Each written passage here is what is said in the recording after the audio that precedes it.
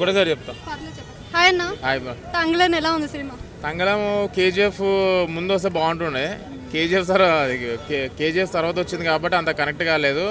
First of all ప్రకృతిని ఏమంటారు కాపాడుకోవాలని చెప్పేసి కాన్సెప్ట్ మీద వచ్చింది.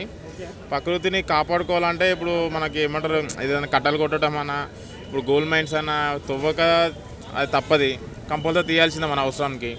ఒక మెసేజ్ చేయాలనుకుంటు డైరెక్టర్ గారు. కాకపోతే మూవీ స్క్రీన్ ప్లే పరంగా స్టోరీ పరంగా ఓకే, కానీ ఆ ప్రజెంటేషన్ ఏదైతే ఉన్నదో ఆయన ఏదైతే చెప్దాం అనుకున్నాడో ఆల్రెడీ కేజీఎఫ్ గోల్డ్ మైన్ ఇవన్నీ మనం చూసినాం కాబట్టి దానికన్నా ముందు వస్తే బాగుండదని నా ఫీలింగ్. చియాన్ విక్రమ్ దీంట్లో ఛాలెంజింగ్ రోల్ కదా, ప్రతి దాంట్లోనే ఛాలెంజింగ్, దీనికి కూడా ఎలా హిట్ పడుతుందా?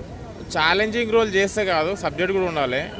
కాకపోతే అంత కష్టపడ్డారు, అంత పర్ఫార్మెన్స్ ఇచ్చారు, ప్రతి ఒక్కరు యాక్ట్రెస్ అంత మంచి మంచి రోల్స్ పర్ఫార్మెన్స్ ఇచ్చి గ్రాప్ చేశారు మనకు. కాకపోతే ఆ స్టోరీ అనేది కనెక్ట్ కాదు.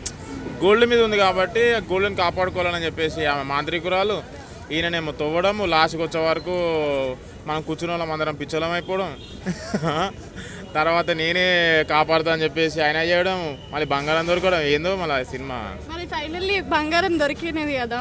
అంటే ఇది రియల్ స్టోరీ బేస్డ్ ఉంది కదా, లాస్ట్కి వేసారు కదా. సో రియల్గా కూడా ఇలా మీ సిచ్యువేషన్స్ వస్తే అప్పుడు ఏం చేస్తారు? ఇప్పుడు రియల్ స్టోరీ ఇన్స్పిరేషన్స్ తీసుకున్న తర్వాత ఆల్రెడీ కేజీఎఫ్ తీసిరు కదా, ఇప్పుడు తీసే పెద్ద ప్రయోజనం ఏం లేదు.